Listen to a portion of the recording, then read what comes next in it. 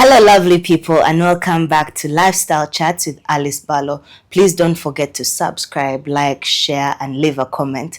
We have an amazing app, the Bell Beauty app. Please go ahead and download it and see all things beauty, and you'll be able to give us a good feedback about that. On today's episode, we have a mindset and transformation coach, and I can't wait to gain some knowledge and hear her story and all the things that she has to share with us on this episode. Welcome, Charlene, on today's episode. I'm so happy to have you. Thank you. Thank you so much for having me. You're welcome. Could you please introduce yourself to our viewers and let them know who you are? Okay. My name is Charlene Kyoheirwe. I am a mindset and transformationalist coach, and I have a deep ingrained passion for mindset transformation, helping people change the way they think in order to become exactly who they were called to be. So how did you get into the whole mindset and transformation coach? How did that passion start? Give us a brief story about that. It is such a long story, to be honest, but I will just cut it short. Okay. So I am an engineer by profession. Yeah. And so for most of my life, I grew up knowing that I have to study, work hard, get married, things like that. But in the studying or like making money, I had to have a profession, a career. And the one that I chose out of the four main ones, the main ones being a lawyer, a doctor, an engineer, or an accountant. Yes. The one I chose was engineering because I could do it, I didn't study too badly, so why not? Anyway, at some point I found myself in that profession and I was not happy. I realized that this is not what I wanted to do. I realized that I did it for approval, societal approval. I did it because I thought I just must do something. But to be honest, it was not who I was. So after getting married, I sat down at home for some time, and in the process of sort of detaching myself from what I was supposed to do as per my profession into being who I was supposed to be, I had to go through a series of mental realignments. I had to detach myself from what I thought life was supposed to look like. I had to detach myself from a way or patterns of thinking that were skewed to you have to be this, you have to do this is how success looks like, into you can do this is the opportunity that is available. And when I realized that everything is just a mindset, it sort of clicked like, oh my goodness, so many people need mindset transformation. So many people, because I had my own experience with God when I was sitting down with God and telling him, create a way, like give me a solution and things like that. And when he changed my mindset, when he opened up Romans 12:2 to me, I realized, oh my goodness, so many people need mindset transformation in every sphere, in every sector. So that's how I ended up where I was as a mindset coach. And that's how I found the passion for it, the drive for it, the vision for it. And I said, this is who I am. This is what I'm going to run for. And this is what I'm going to run with. So I like calling myself an engineer of the mind these days. An engineer and a mindset expert. So engineer of the mind. Yes. I love that. I love that you're calling yourself the engineer of a mind, somebody's mindset. And what you've shared is actually profound. So many people these days don't know how to detach the reality and the society. How can somebody be able to navigate that and be like, you know what, let me not listen to society, let me listen to my mind, the deep inner core of my mind. Yes. Oh my goodness, it is such a long journey to that answer. Self-awareness is the answer to that question. That is the honest answer to that question. Somebody has to sit down with themselves and learn themselves anew. The biggest challenge we have, especially as millennials growing up in society, even our parents, we were raised to fit a certain mold. Now, in the process of being that mold, we lost touch of who we were. Because you had to be something. Now, there is nothing wrong with that. Actually, psychology shows that we were raised by behavioralists. Our parents or boomers were behavioralists. A behavioralist is someone who, what they want out of you is a certain type of behavior. So the way you receive reward is through behavior. Now, when somebody takes the plate to the kitchen, rewarded. When somebody sits down like a good girl, rewarded. Now that skewed our mind to sort of become something. Now bear with me, because there is nothing wrong with that. Absolutely nothing wrong. We can try and poke holes in it, but truly there is nothing wrong with that. The only challenge with it is it didn't enable us or get us into the point whereby you have an interest. How do we explore it? You have a thought. Is it denied because I want a certain behavior? Or is it allowed to grow and fostered and encouraged?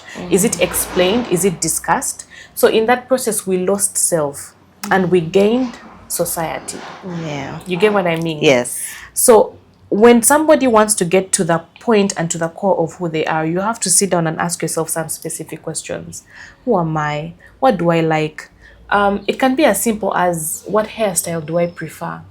And entering into the room and somebody sees your hairstyle and it feels wacky for society, but it's true to you. Yes. And in that you have power. In that you have authority.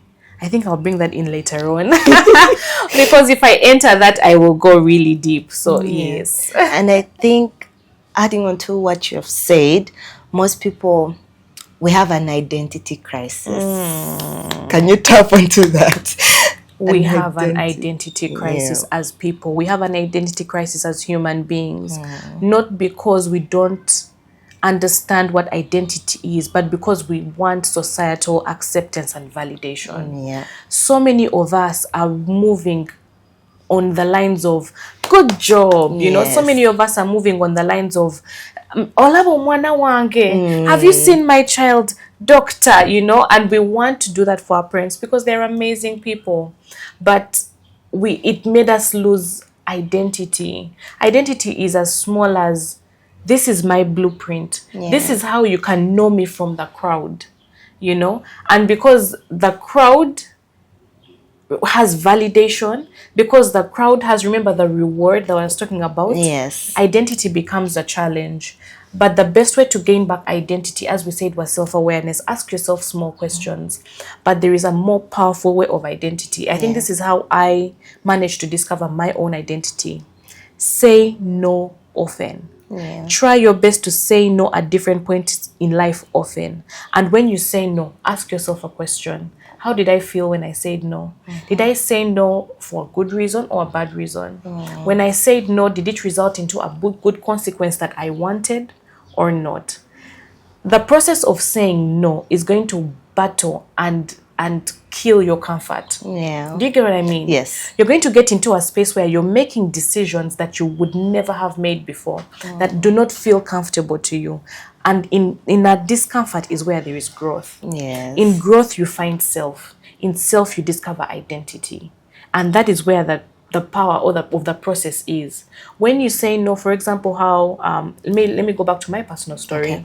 Saying no to engineering as a profession, waking up and realizing I don't want to be here, I don't want to do this job, and so I said no, let me first quit and figure myself out. Saying no to a new opportunity that comes through. For example, I then moved into business analysis. Again, I said no, I don't want this. That small action of saying no, often going into the nail shop, you know, and the nail guy is saying, I need the ant to call away, but to like let's shape the nails like this, and you say, no, I want my shape to be like this. Those little micro things form identity. You get what I'm saying? Yes. I don't know if I have touched light on identity a bit. Yes, you have. But as you know me, I'm a talker. I apologize. It's okay. If I go off script, just say, Charlene, come back. It's okay. We are here for it, so you can share as much as you will. Perfect. Yeah. So one key thing that I want to leave, even for myself, I feel like I'm reminding myself as well. Say no often. Like, say no often. If you don't want to wake up in the morning, say no, but wake up. Say no. You just remember the questions that I asked. Why am I saying no? To whom am I saying no to? What does it make me feel? How does it make me feel? What is the consequence of that no? You narrow your path. You narrow your path to self. Because I think also when we tend to say yes to so many things, we tend to break ourselves down. And we forget that, this is actually harming me one way or the other. And you get lost in everything else. It's very easy for for something else's energy or power to suck you up, and you get lost in it. True. Then when you're lost in it, you can't find yourself. Then when you can't find yourself, you become depressed. Yeah. Then when you become depressed, we're touching on a tough topic.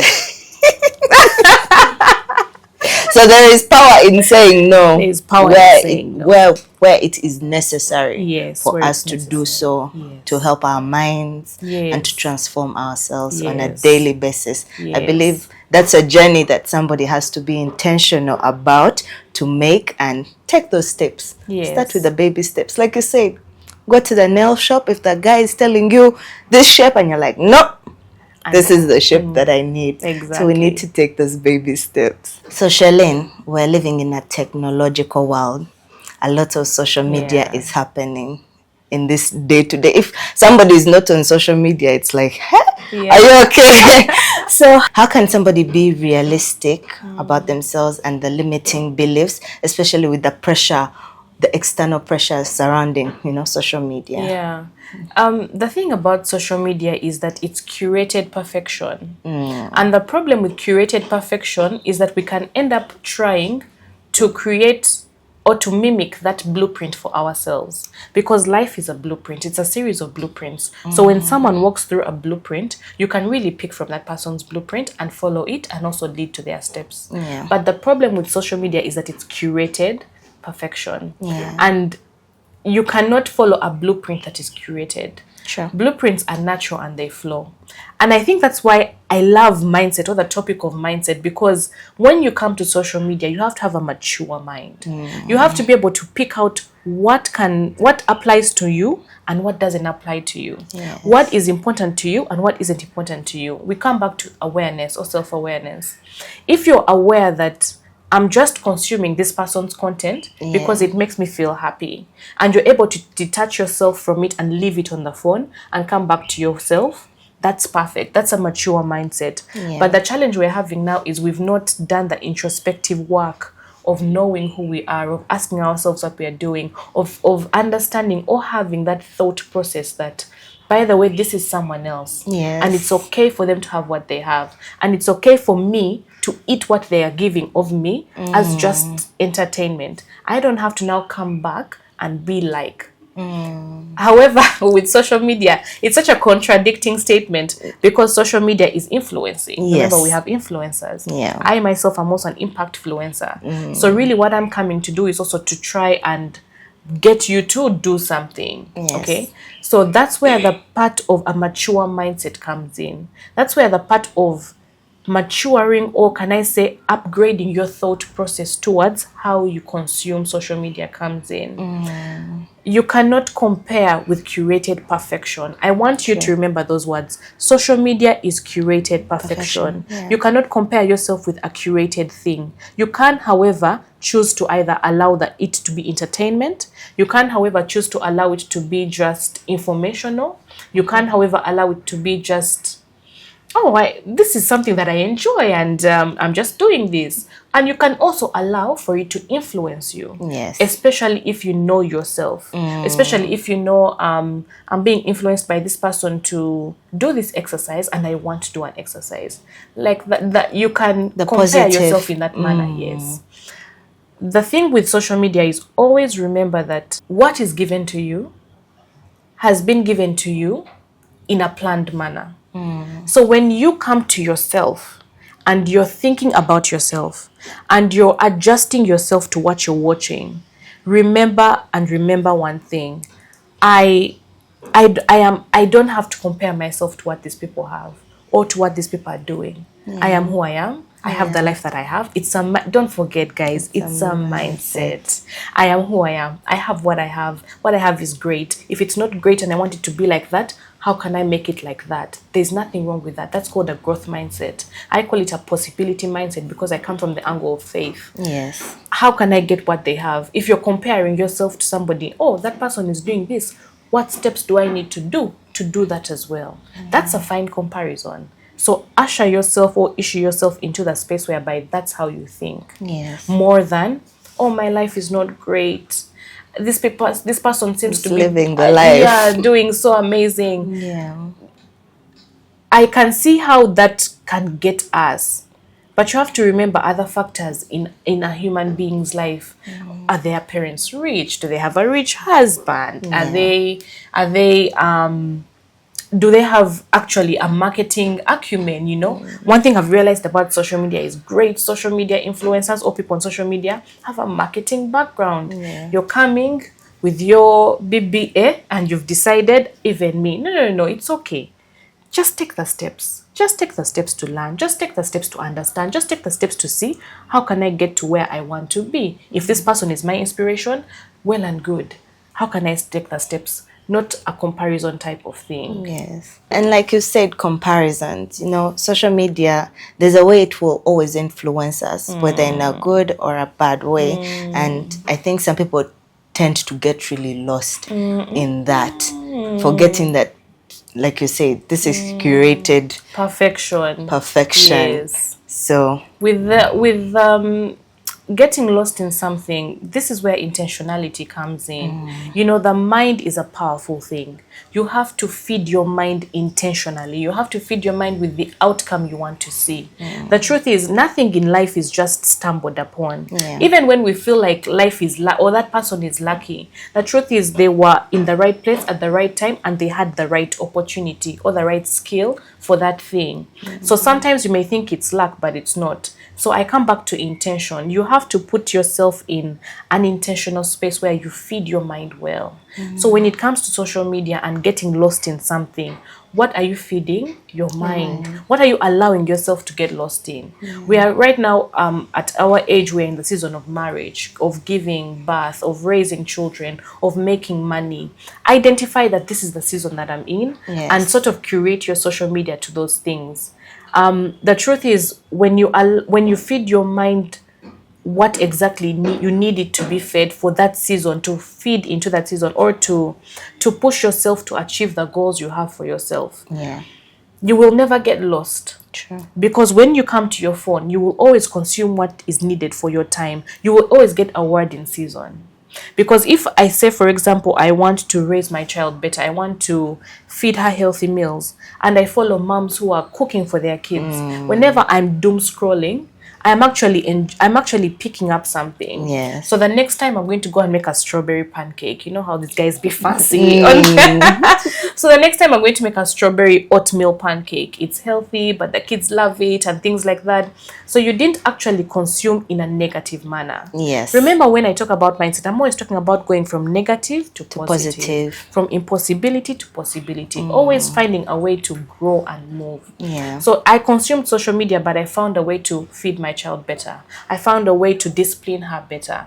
Or I found a way to make more money. If you're following a guy who does trading and things like that, I found a way to trade better or to make more money. If you're asking yourself about marriage, or you're in the season of what marriage is happening and you're following some marriage influencers, maybe especially Christian ones, I found a way to communicate with my husband better. You're going to find that social media is actually feeding you more than it is taking away from you. And you know what I like about that? It's very important to enter into conversations whereby you're valuable and contributing in a valuable manner. This comes back to psychology in terms of we find a sense of self-worth. I'm trying to tie so many things. I don't know if you're noticing. We find a self-worth and self-awareness through how much value we are giving the community. So if your social media is also feeding you important nuggets of information, you're going to find yourself in a space of human beings conversating, and you're going to contribute amazing information. It's also going to come back to you as feedback of, oh, you're right, and things like that.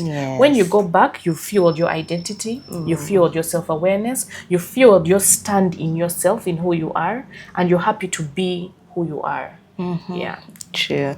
I think there's something else that I want to talk about, the imposter syndrome. So many people suffer with the imposter syndrome.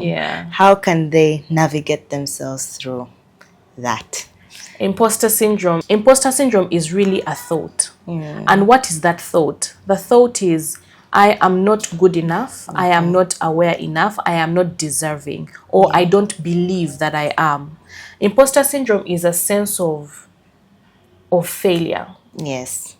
So you look at yourself as a failure. I can't do, I can't be, I can't have.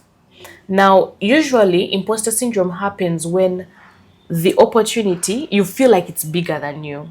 So for example, let's say you're handed a managerial role or something like that. Yeah. You start feeling like, oh, but I don't know how to lead people, or I don't know. Imposter can't do syndrome it. kicks in, yes. Fear of failure. Fear of failure. Oh my goodness, fear of failure. Yeah.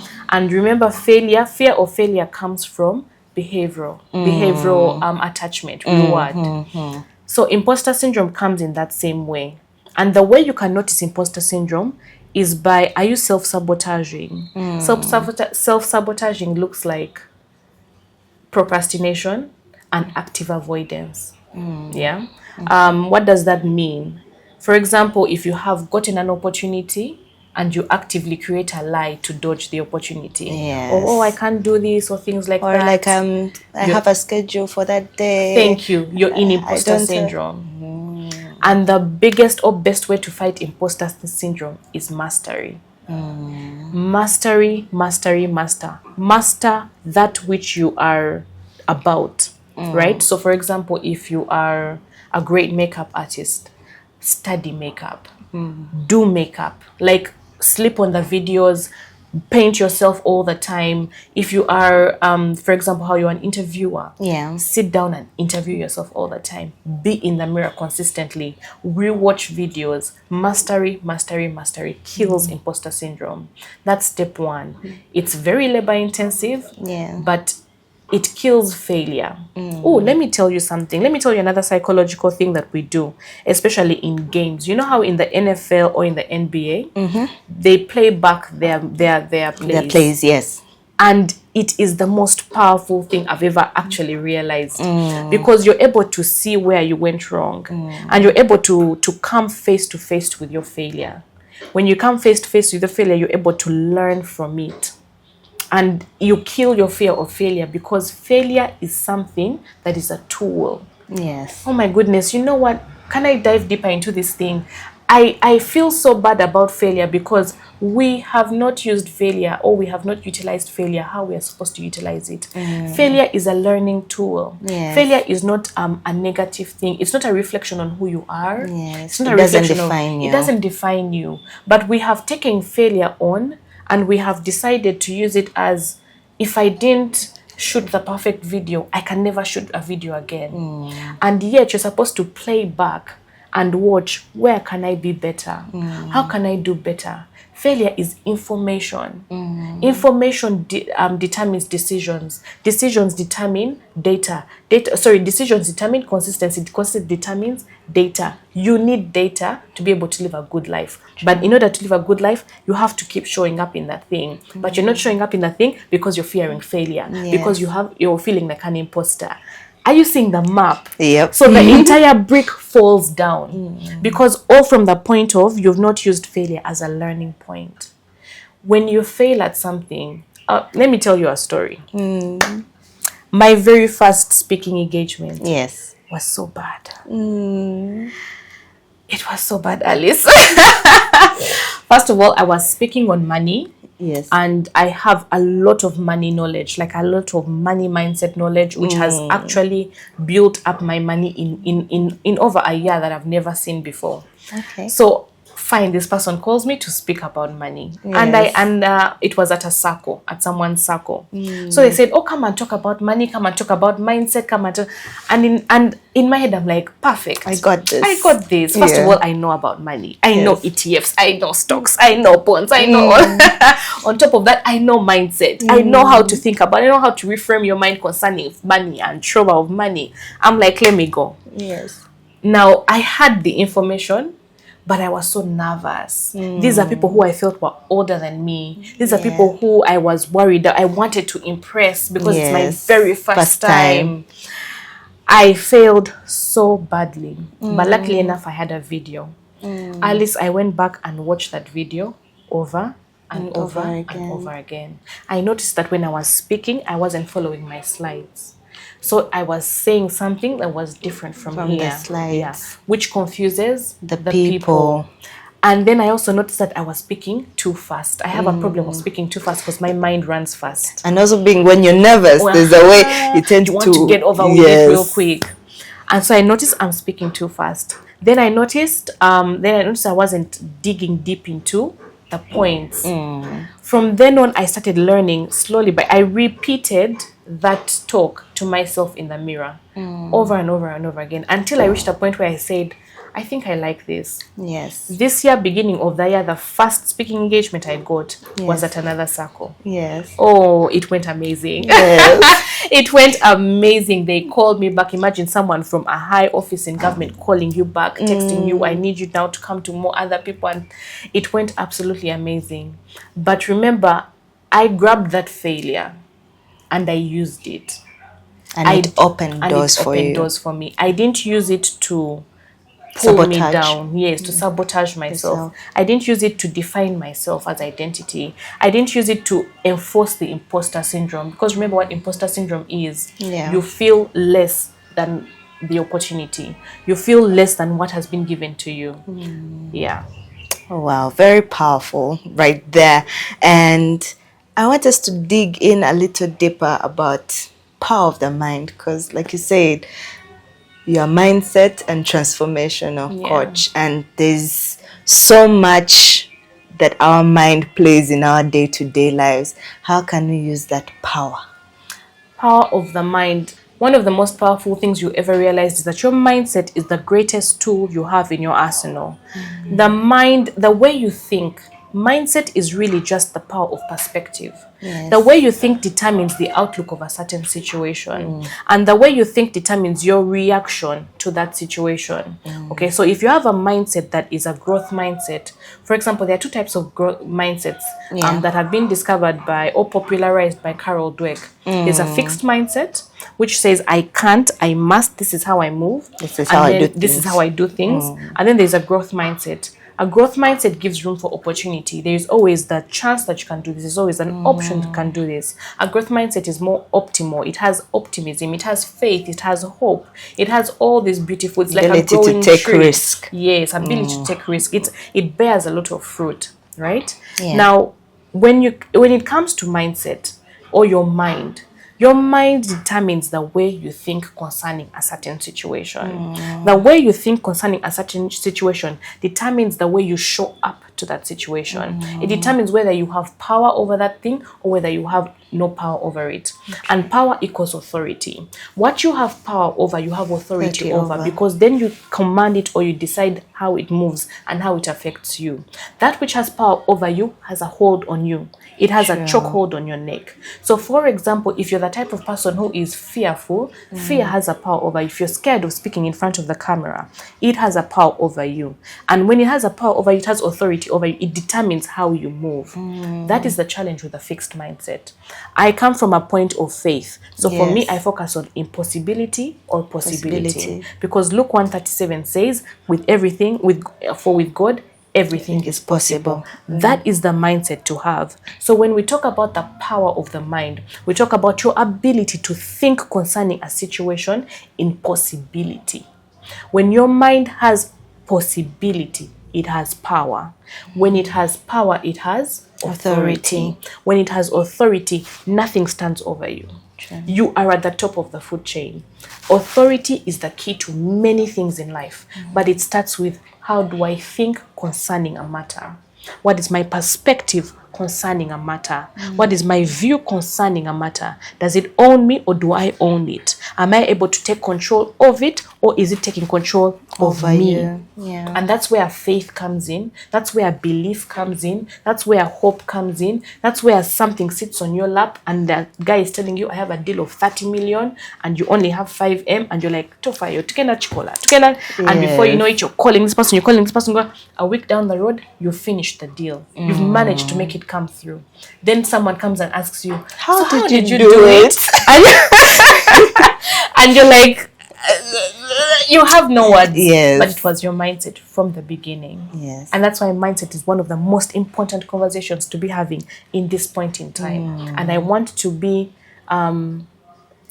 encourage people to have this conversation as often as possible, because it spans into every area of life, from career to technology, to marriage, to parenting, to whatever it is. That is the power of the mind.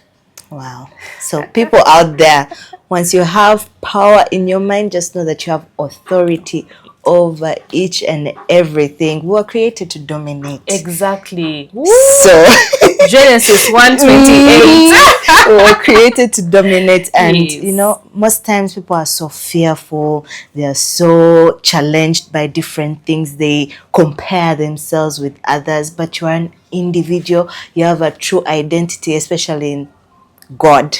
So make sure you know yourself, self-awareness, self-love, self-care. So, off topic, Charlene, I would like to know what are some of those things personally that you look forward to in this year 2025? Oh. That you're going to maybe challenge yourself in, or yeah. This is one of the most opportunistic years in terms of everything, spiritually, physically, emotionally, and things like that. This year I look forward to wealth. Okay. This is a year of wealth. Friends, Amen. tap into the wealth of this year. This is a year of wealth. Yeah. And what I mean by that is there is a way things are playing out, in that there is opportunity everywhere. And remember what I said about opportunity. Be prepared for it. Yes. Opportunity strikes, be the one who can take it up.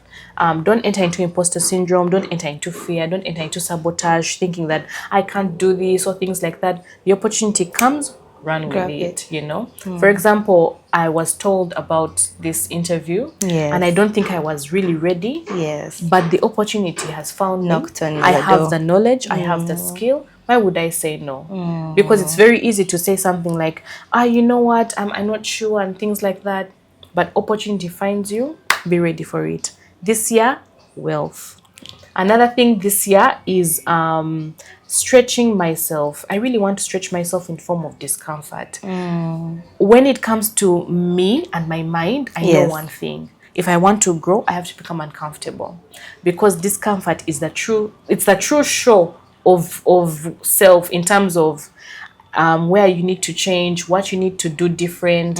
So I'm going to actively try and put myself in spaces of discomfort, Yeah. because I want to grow. So having coaching, putting myself in a space of discomfort. Yes. So for example, I want to try and do something bigger and better this year concerning mindset, in terms of maybe having maybe a conference or a master class or things like that, to really put myself in a space where I'm uncomfortable, but I have no opportunity but to show up. I have no option, but to show up. And when I show up, I know that I'm going to grow. And if I fail, even better. Yeah. Because I've gotten something to learn, I've learned that if I don't do it like this, I can try and do it like this. I can try and change like this.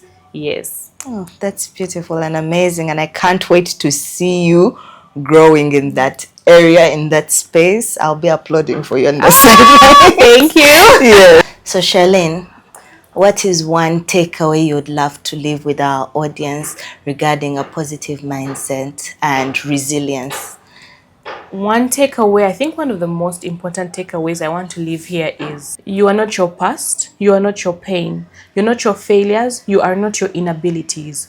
You are a powerful creator, and you have the ability to change or create something that you want, starting with your thoughts. Your mind is a seed. What you plant in your mind, water it. It is what grows. If you plant opportunity, faith, hope, belief, that is what grows. If you plant a direction of movement to your goals, to who you want to be, where you want to go, that is what grows. So nurture it, plant it, water it, cause it to bloom. Transformation is not a destination. It's a journey. When it comes to mental or mind transformation, it's a journey. Yes. Allow yourself to go through it every single day.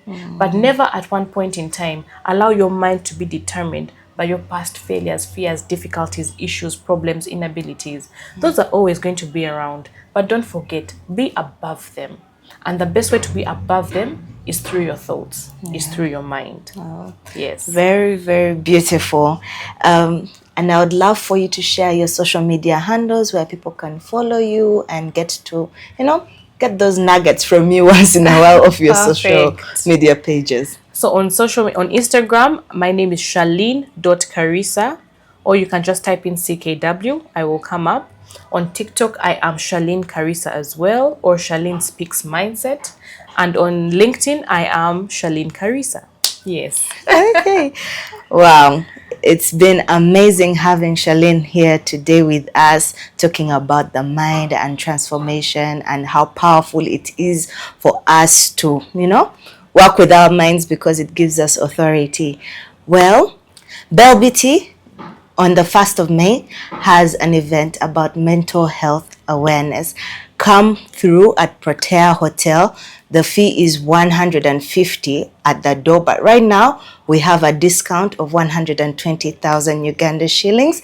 See you there. Till next time. Bye.